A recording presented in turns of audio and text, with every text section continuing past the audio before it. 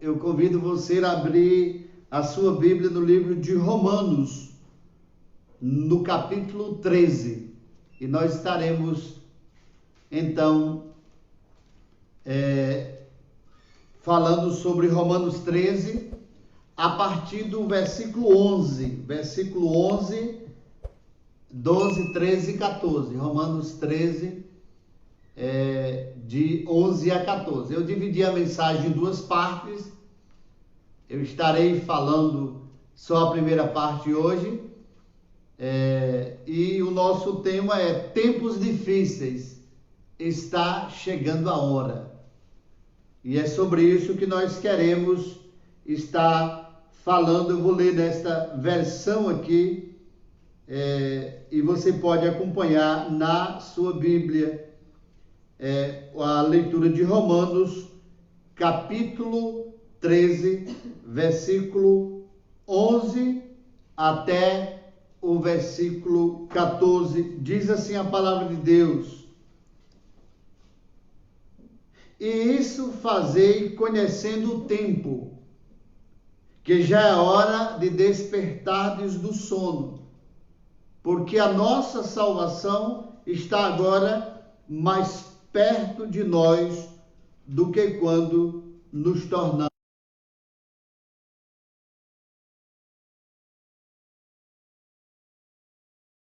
Mas o versículo 14 diz: mas revesti-vos do Senhor Jesus Cristo, e não tenhais cuidado da carne em suas concupiscências.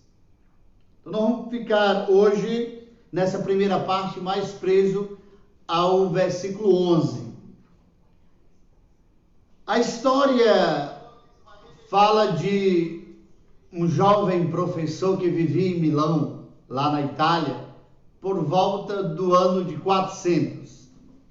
Seu nome era Agostinho. Mais tarde se tornou conhecido como Santo Agostinho. Era um homem inteligente, um famoso orador, um homem que tinha experimentado de tudo, que conhecia as filosofias e as correntes religiosas do seu tempo como pouco as conhecia. Tinha experimentado também a religião, mas tinha agido como um homem que, alguém já disse, como um homem que quer tomar banho sem se molhar. A religião não mudou a vida de Agostinho. Ele até conhecia o Evangelho, porque a sua mãe, Mônica, era cristã. E ela lutava e desejava ardentemente de que através da sua vida, do seu testemunho e através das suas orações, Agostinho pudesse se converter e entregar a vida a Jesus. Agostinho até ia à igreja para ouvir os sermões de um famoso pregador da época chamado Ambrósio. E Agostinho ficava muito impressionado com os sermões, com os discursos, com as pregações de Ambrósio. Mas nem a mãe crente, nem o pregador de palavras profundas e impactantes conseguiam quebrar a resistência do velho homem entrincheirado na sua fortaleza pecaminosa. Agostinho era um homem de seu tempo, um tanto parecido com os homens dos nossos dias. Orgulhoso do seu saber, homem escravizado pela sua vida pecaminosa. Ele era um homem possuidor de muitos amigos, teve dinheiro fácil, contudo, a sua vida sempre ficando vazia.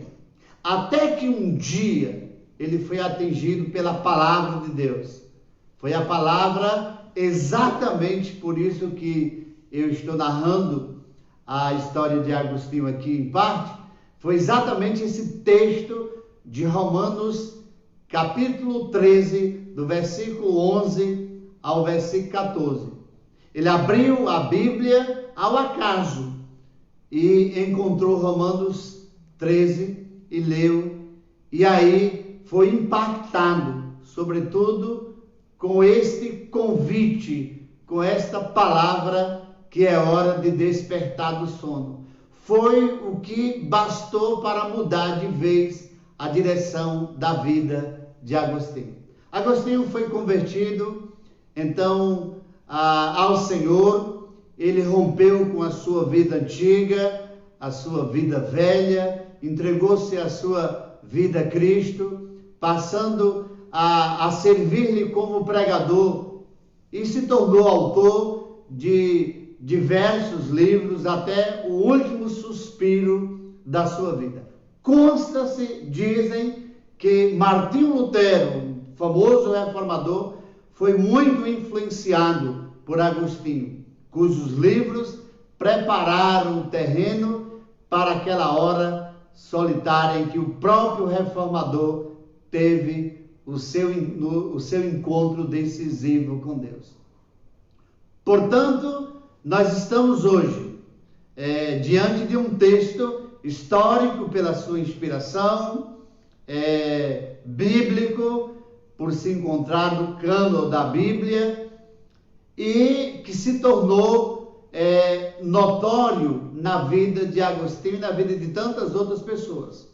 A leitura desse texto falou profundamente ao coração de Agostinho, que levou a ter uma nova vida em Cristo, e certamente tem falado na vida de tantas pessoas. Esse texto também é um texto exortativo, de chamamento. E o meu propósito nessa noite é apresentar verdades oportunas para o tempo e para a hora que nós estamos vivendo como sociedade e, sobretudo, como igreja do Senhor, como povo de Deus. E eu gostaria de destacar nessa noite duas grandes verdades acerca do olhar desse texto. A primeira delas: precisamos de sabedoria para discernir o tempo. Precisamos de sabedoria para discernir o tempo, diz o nosso texto, e fazer isto conhecendo o tempo. Uma outra versão, discernindo o tempo. E diz: e já é hora de despertardes do sono. E aí dá um motivo claro, uma razão clara. Diz: porque a nossa salvação está agora mais perto de nós do que quando nos tornamos crentes. E na primeira parte nós queremos falar do tempo. Precisamos de sabedoria de Deus, sabedoria das Escrituras, mediante o Espírito Santo, para discernir o tempo. Mas antes de tudo, precisamos saber o que é discernir. Discernir é perceber claramente, e nós só percebemos claramente através da palavra. Discernir, diferenciar, discriminar, compreender e entender. Então nós precisamos de sabedoria para perceber claramente o tempo que nós estamos vivendo. Distinguir, diferenciar, compreender, entender o que a palavra de Deus fala. Paulo expressa aqui, ele escreve ou ele fala isso para pessoas que conheciam o seu tempo. Ele escreve aos Romanos. Há uma tradução desse texto que diz: sabeis em que tempo estamos vivendo. Ao invés de discernir o tempo, fala de saber o tempo em que estamos vivendo. Há uma outra tradução da Bíblia Viva que diz assim, Paulo escreve aos Romanos, diz assim: vocês sabem como já é tarde. Vocês sabem como já é tarde. E a entender isso melhor, eu queria dizer que a igreja, o povo de Deus, precisa saber discernir o tempo, precisa dar sabedoria da Bíblia, das Escrituras Sagradas, mediante a interpretação correta das Escrituras e mediante a iluminação do Espírito Santo, da revelação de Deus, que já encontra na palavra, que foi inspirada pelo Senhor. Aqui nós temos o registro fiel da inspiração das Escrituras, e a igreja, como povo de Deus, precisa saber, precisa conhecer, precisa discernir o tempo, que é chamado então aqui de o Kairos de Deus, o tempo de Deus. Porque há duas palavras para tempo, Cronos e Kairos. Cronos vem de cronologia, é o tempo medido pelo relógio, é o tempo medido pelo calendário, é o tempo medido pela rotina. E isso você sabe muito bem. Qual o dia de hoje? Qual o dia da semana? Qual o dia do mês? Em que ano estamos? É cronologia. É o tempo medido pelo relógio, pelo calendário e pela rotina. É o tempo determinado dentro de um limite. Mas o Kairos significa o momento certo, o momento oportuno. O nosso dia a dia, ele é marcado por esses dois tempos. Cronos, cronologia, que quantifica.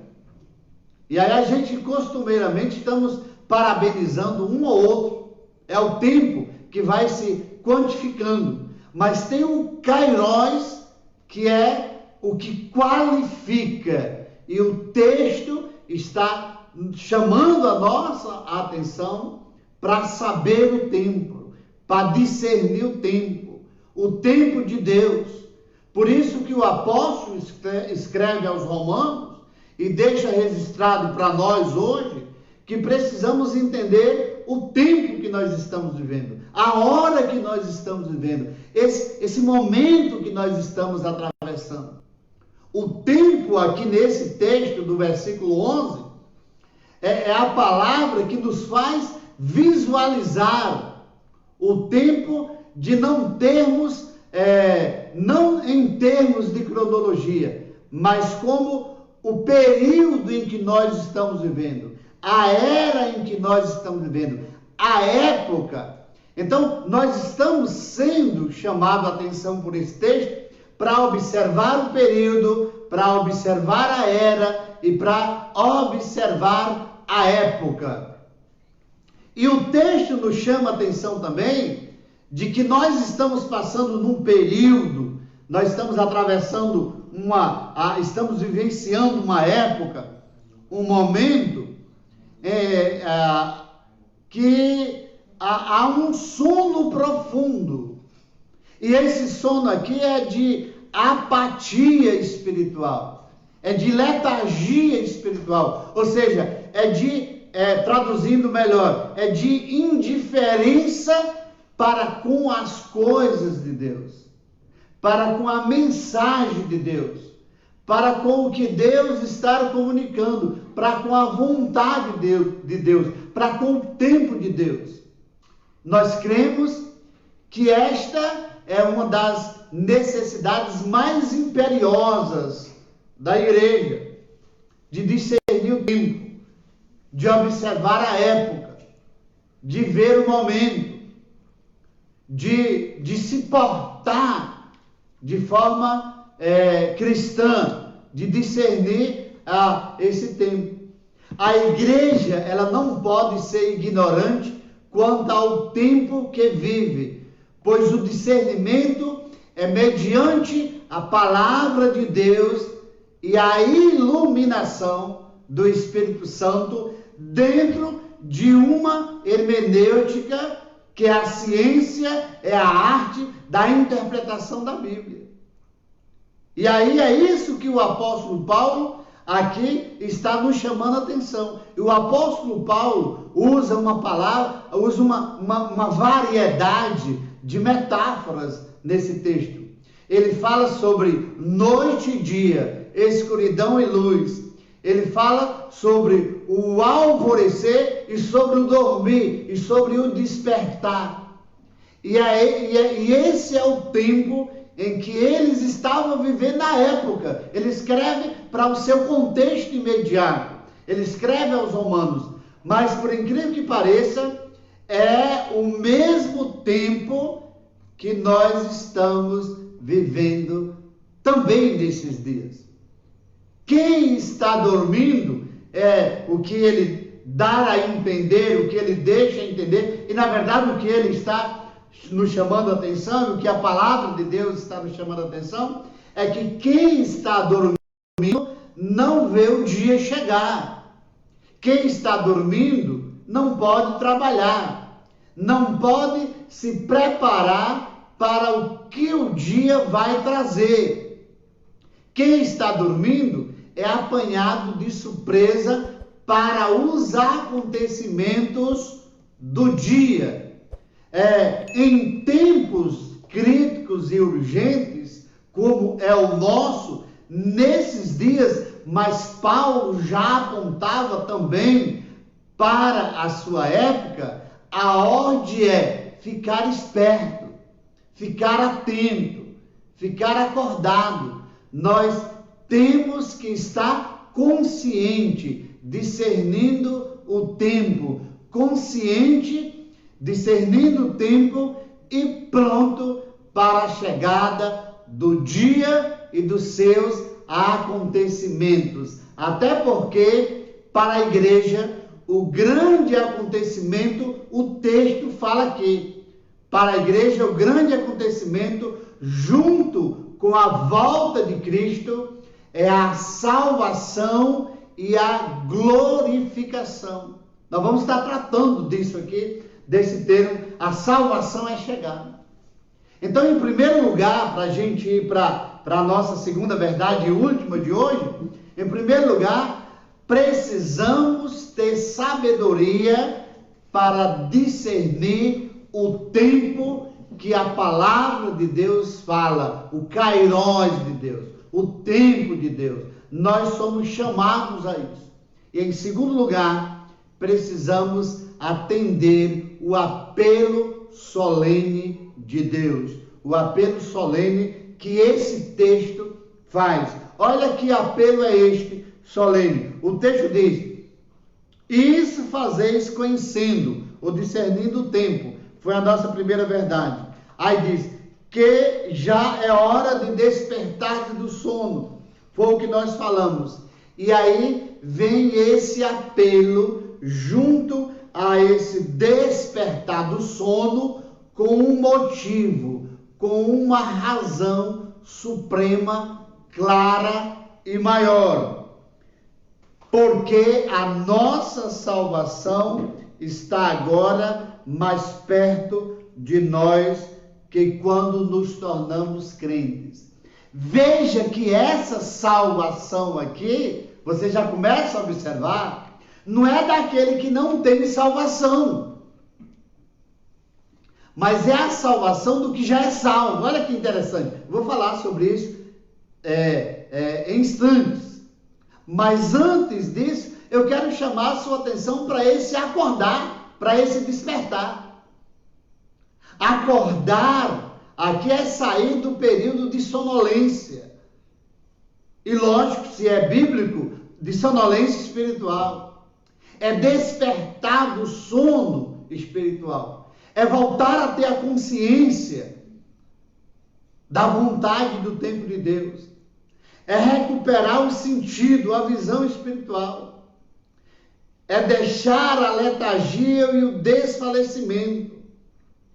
É demonstrar prudência que a própria Bíblia, naquele texto escatológico, do sermão escatológico de Mateus, que trata da visão sociológica, de uma visão missiológica, mas trata também de uma visão escatológica das coisas que aconteceram, das coisas que estão acontecendo e das coisas que irão acontecer.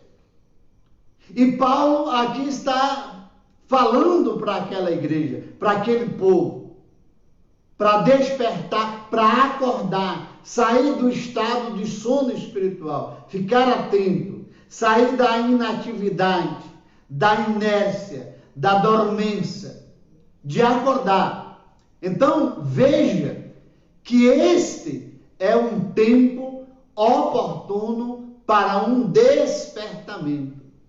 É isso que o texto está querendo chamar a nossa atenção. A Bíblia tem uma versão, na Bíblia de Jerusalém, já traduz dizendo, já chegou a hora de acordar. E o texto aqui diz, já é hora de despertar. Despertar ou acordar é a palavra de ordem para a igreja nos nossos dias. É uma das mais urgentes necessidades da igreja de Jesus Cristo. Através da história da igreja, em todos os séculos de sua existência, ela tem tido longos períodos de sono profundo. Nós podemos ver o início da igreja na África. Nós podemos ver a igreja na Ásia surgindo de forma exuberante, maravilhosa, extraordinária, vitoriosa. Nós podemos ver o Evangelho chegando de forma extraordinária, sobrenatural na Europa.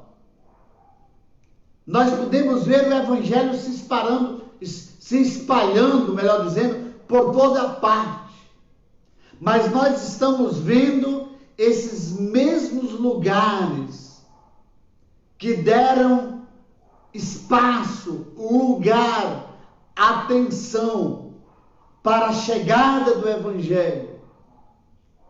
Nós já percebemos de que a igreja no mundo, de maneira geral, tem dormido um sono profundo.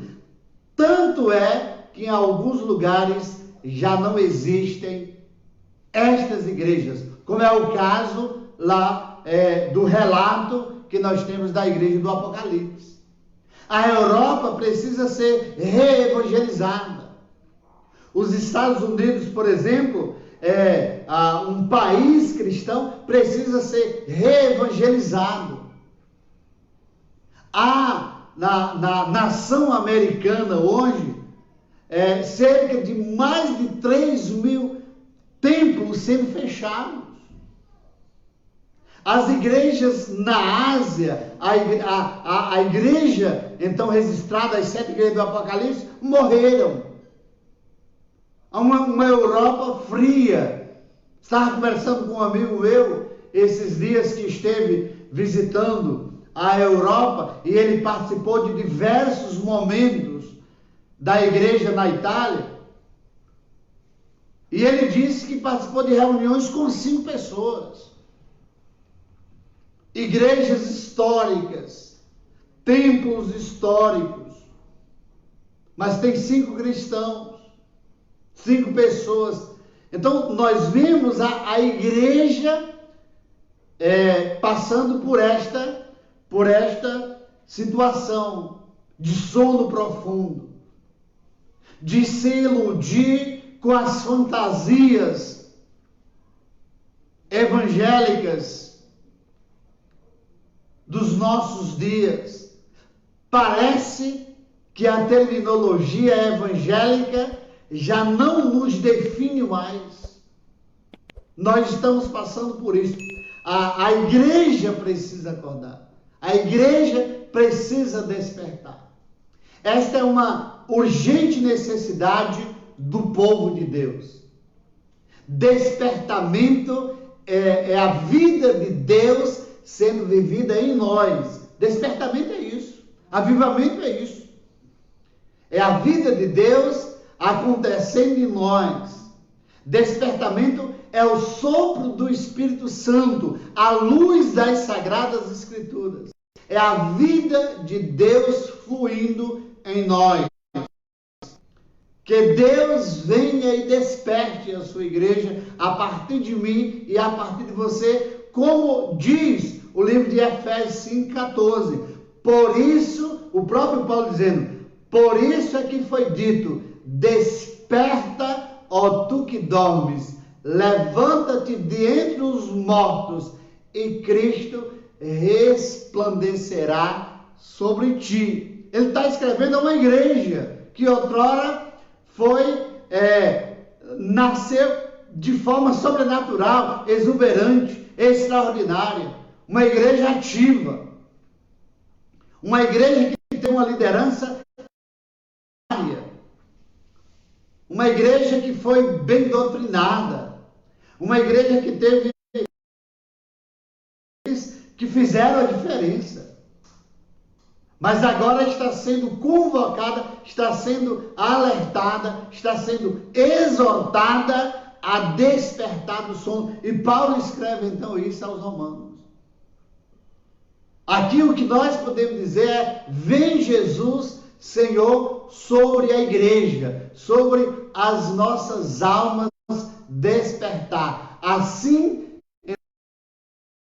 o apóstolo João, naquele episódio da ressurreição, naquele evento da ressurreição de Lázaro, assim falou, e depois disse-lhes: Lázaro, o nosso amigo que está dormindo, ele disse: eu vou despertá-lo. E ele diz: vem para fora. Ele usa aqui até um pleonasmo, uma redundância. Vem, sai para fora. Então, mas ele diz: eu vou despertar. Nós precisamos estar sendo despertado pelo Senhor na nossa vida espiritual. E aí vem aqui o que o texto fala, após despertar, a razão clara, o motivo claro, é que diz que a nossa salvação, diz o texto, é extraordinário, porque a nossa salvação está agora mais perto de nós do que quando nos tornamos crentes. Veja que a salvação aqui é para os crentes. E não é reconversão. Não é a questão de que você se desviou e voltou. Não. É porque a salvação ela acontece em 3 tempos. Justificação, nós fomos justificados mediante a fé. Isso não vem de vós, é dom de Deus, diz Paulo escrevendo aos romanos, e escreve também aos Efésios sobre a doutrina da justificação, e também em outras partes do Novo Testamento, das cartas de Paulo, que trata de forma brilhante isso, principalmente aqui a carta aos romanos. É a salvação da condenação do pecado. Aconteceu num ato de justificação. É como apertar um interruptor de uma luz. Você apertou e num ato a luz acendeu. Nós fomos salvos da condenação. De maneira que Paulo, escrevendo aos romanos, diz: nenhuma condenação há para os que estão em Cristo Jesus. Fomos justificados. O nosso escrito de dívida foi rasgado. A justificação é como um processo rasgado. Nós não deixamos de ser pecadores, mas nós não temos mais nenhuma condenação, porque tudo foi pago por nós na cruz. Esta é uma salvação que olhamos para trás e agradecemos pelo que Jesus fez na cruz por nós. Salvação passada, no tempo passado. Mas há uma salvação no tempo presente. E eu diria que essa tem uma ligação profunda com tudo que nós falamos até aqui, que é o despertar. É o deixar Cristo ser evidenciado nas nossas práticas e nas nossas vidas. E no texto aqui, principalmente no versículo 12, 13 e 14, vai tratar disso muito bem. Revestivos. Nós vamos tratar disso na próxima mensagem.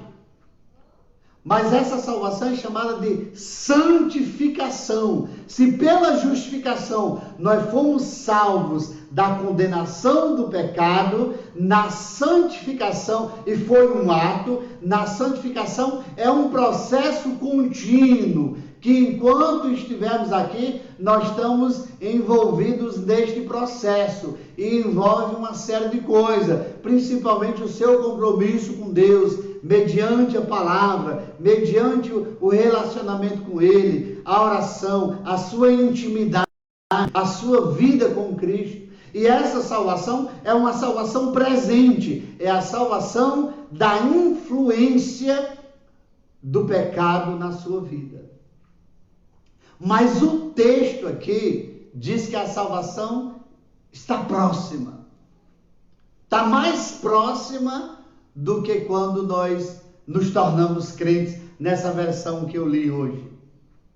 Essa salvação é a salvação futura, é a salvação para aquele que parte para a glória. Do nosso irmão Tamires Gregório, que partiu. Para nós é como se colocamos ali ele num túmulo. Não, ele partiu para a glória. Ele recebeu, então agora, ele foi salvo no dia que entregou a vida a Jesus, da condenação do pecado. Enquanto estava aqui, estava no processo de santificação da sua intimidade, da sua vida com Deus, e agora ele partiu para a glória, e agora ele foi salvo, recebendo então a glorificação, um corpo glorificado. A palavra de Deus diz que nós receberemos um corpo glorificado, um corpo semelhante ao corpo de Jesus.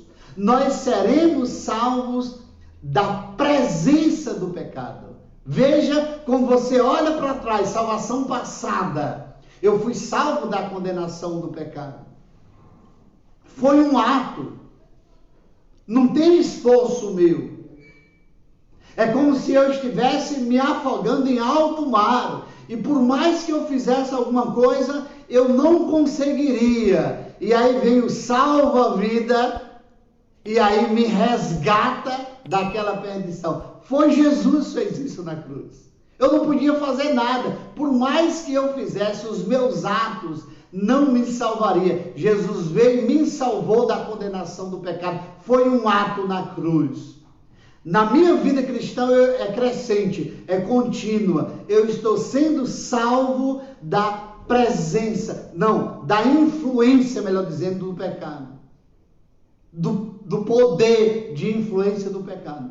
E agora o texto de Romanos fala da salvação futura, que já é uma realidade para aqueles que partiram em Cristo, como é o caso do irmão Tamires Gregório. E de tantos outros que partiram para a glória. Que já concretizou-se o processo pleno e total da salvação. Salvo da condenação, salvo da influência, salvo da presença. Nossa salvação não é a nossa justificação, não é a nossa santificação, muito embora o texto trata disso. Mas a salvação aqui é a característica final da nossa redenção. Que Paulo trata da redenção. Nós fomos redimidos.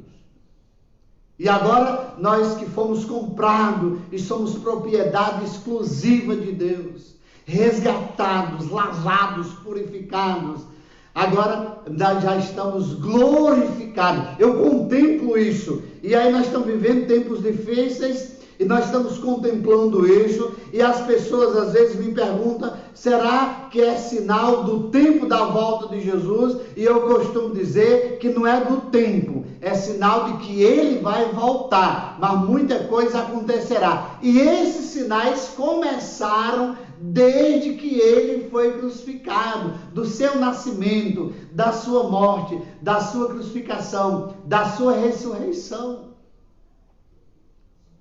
Nós não sabemos tempo nem época. Muitas crises vieram, e eu diria, virão. Mas o que Paulo está nos chamando aqui, atenção, é para essa salvação que nós vamos receber. Meu querido, Paulo está dizendo, está mais perto. Seremos glorificados quando Jesus voltar ou quando partirmos para a glória. Paulo está dizendo o que está mais perto cada dia que passa. Cada dia vivido está mais perto.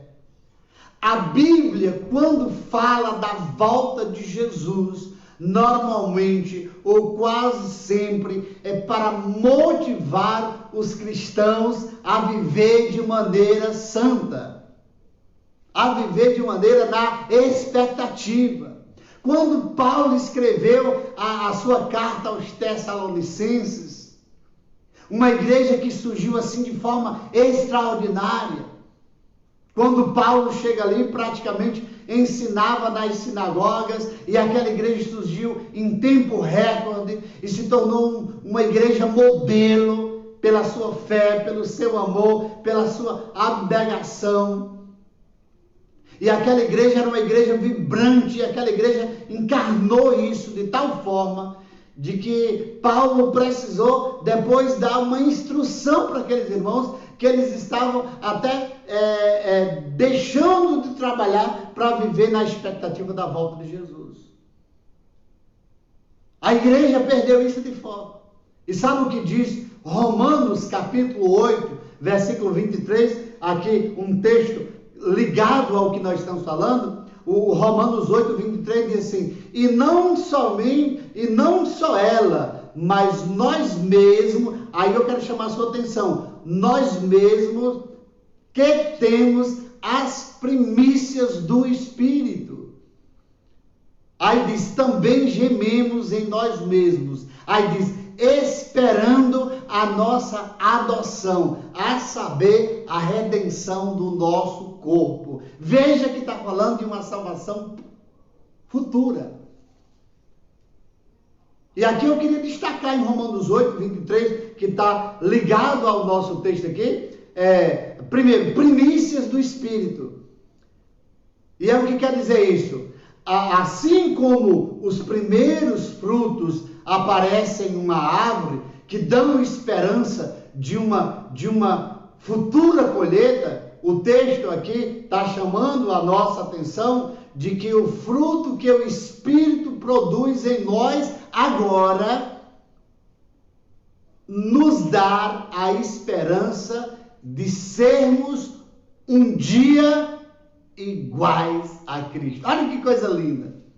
Quando Romanos 8, 23 diz primícias do Espírito, está fazendo esta analogia, assim como uma árvore produz frutos e que dá a esperança, a perspectiva de que haverá uma futura colheita, o fruto do Espírito em nós, a vida do Espírito em nós, produz agora em nós a esperança, nos dá a esperança de sermos um dia no futuro iguais a Cristo, lá na glória.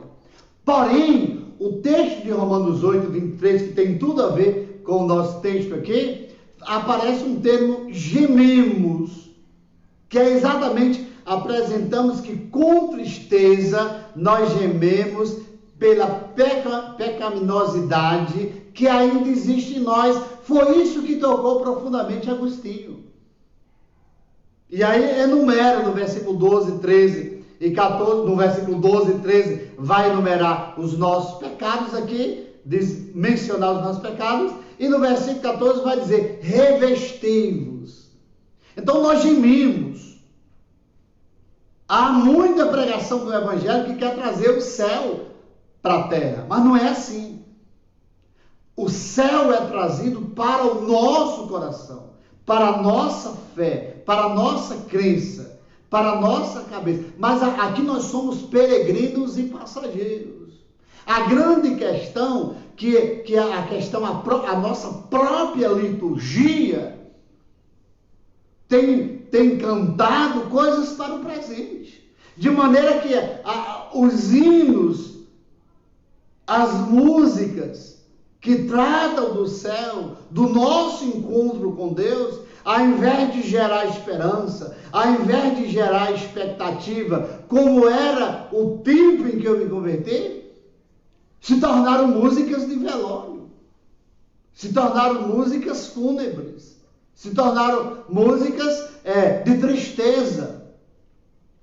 Mas não, essas músicas devem gerar em nós, como diz a Bíblia, a ardente expectativa da volta do Senhor Jesus. Paulo escrevendo, então, uma das suas epístolas, ele diz, aguardando a bendita esperança. O apóstolo Pedro trata disso. E o texto de Romanos, no capítulo 8, no versículo 23, além das primícias do Espírito, que nos dá essa esperança, a partir do fruto do Espírito, além de retratar esses tempos difíceis, esses tempos de peregrinação aqui, a nossa vida aqui, nesse corpo mortal, ilimitado, esse nosso gemer, fala da adoção. E que adoção é essa? É o processo iniciado pela escolha de Deus. Deus me escolheu e Deus escolheu você. Olha que maravilha. Por isso Ele nos escolheu e nós fomos salvos. Ele nos escolheu e nós estamos vivenciando, mesmo sob gemidos, o processo da santificação.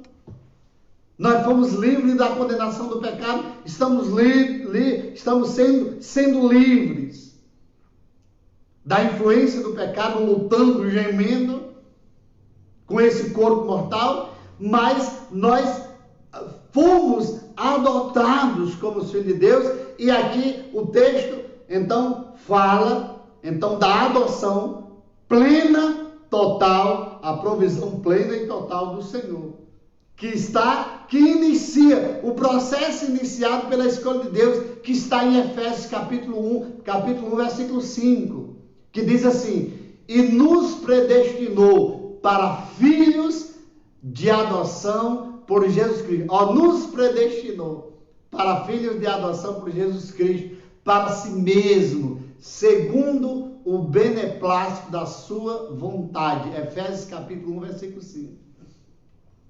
E o que quer dizer isso? Da adoção de Romanos. É o que nos inclui, tornando-nos, na verdade, seus filhos para a salvação, que culminará a nossa salvação, chamada de glorificação, que é a plena realização da nossa herança e da nossa redenção do nosso corpo mortal. E nós receberemos um novo corpo. Não do corpo físico apenas aqui está falando, mas de toda concepção ainda presente no homem. Então nós seremos redimidos e teremos um novo momento. Então eu queria concluir nessa noite, levando você a pensar que a palavra de Deus chama essa época em que nós estamos vivendo de últimos dias. Mas esses últimos dias não é dias para essa pandemia, não. Lá no livro de Atos já falava sobre os últimos dias. O livro de Atos existe isso no capítulo 2, no versículo 16 e 17, você pode olhar. Em 2 Timóteo 3:1, Paulo escrevendo a Timóteo fala dos últimos dias. Paulo escrevendo aos Coríntios, 1 Coríntios 10:11, fala os fins dos séculos. Paulo escrevendo também a Timóteo, no capítulo 1, e Judas, lá na carta de Judas, fala os últimos tempos. O apóstolo João, ele escreve a sua primeira carta e diz: filhinhos, já é a última hora. Portanto, meus queridos, esse tempo final não é uma coisa futura, mas se refere a esse tempo presente, que se referia também àquele tempo presente. Os últimos dias começaram exatamente lá atrás. O que eu quero chamar a sua atenção é agora que devemos aguardar com grande expectativa o momento final, o momento decisivo da história da humanidade. Porém, o relógio das últimas horas deste mundo perdido, da humanidade perdida, já sinalizou há muito tempo, com o nascimento do Salvador, com a morte do Redentor, com a ressurreição do Filho de Deus e com a ascensão dele aos céus, prometendo que voltaria e que seríamos arrebatados para estar com ele na glória. E esse relógio, melhor dizendo, em contagem regressiva, que é o tempo que resta a esse mundo, vai acabar com o final do toque da última trombeta. E essa trombeta é chamada a trombeta de Deus. Após esse toque, a Bíblia diz de forma triunfal que Jesus descerá glorioso dos céus para julgar vivos e mortos.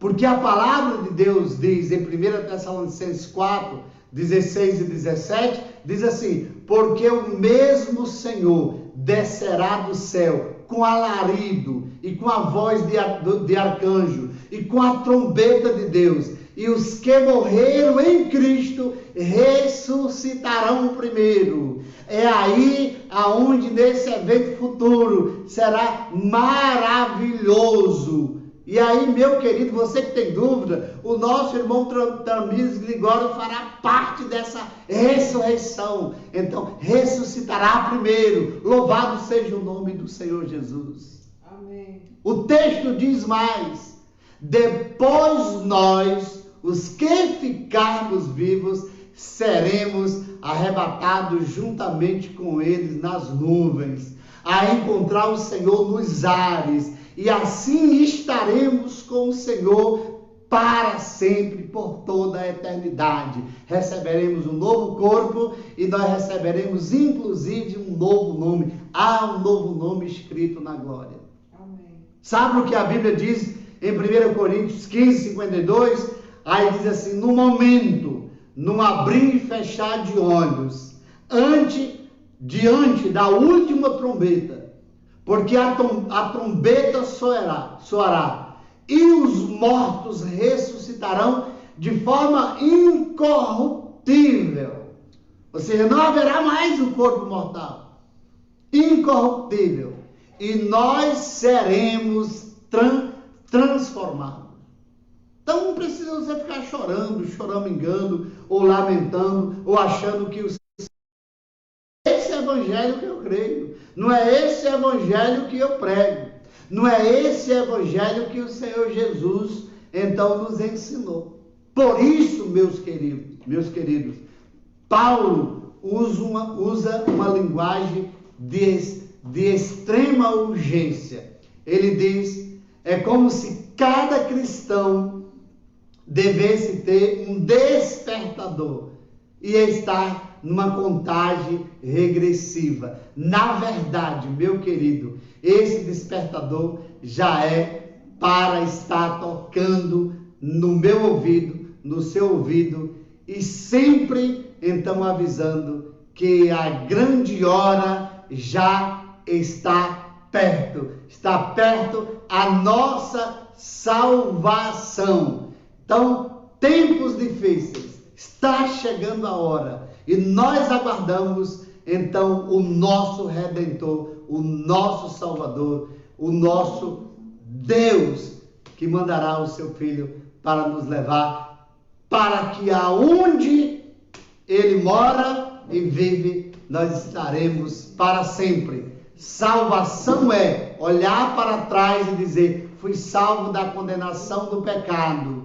Salvação é olhar o presente e gemendo, vivenciar a vida cristã, vencendo o poder de influência do pecado nas nossas vidas e as calamidades da vida. Mas salvação é olhar para o futuro e aguardar a nossa redenção, a glorificação, a salvação futura que está reservada para todo aquele que crê. Então não olhe para os tempos difíceis, olhe para esta grande verdade que está chegando a hora onde nós estaremos na glória com o Pai, para a glória de Deus. Deus abençoe a sua vida. Precisamos da sabedoria da Bíblia, da iluminação do Espírito Santo, para discernir o tempo de Deus. Precisamos atender o apelo solene do Senhor, de despertar do nosso sono para aguardar, para contemplar, para vivenciar a expectativa da salvação futura, da redenção do nosso corpo mortal, da glorificação em Cristo Jesus.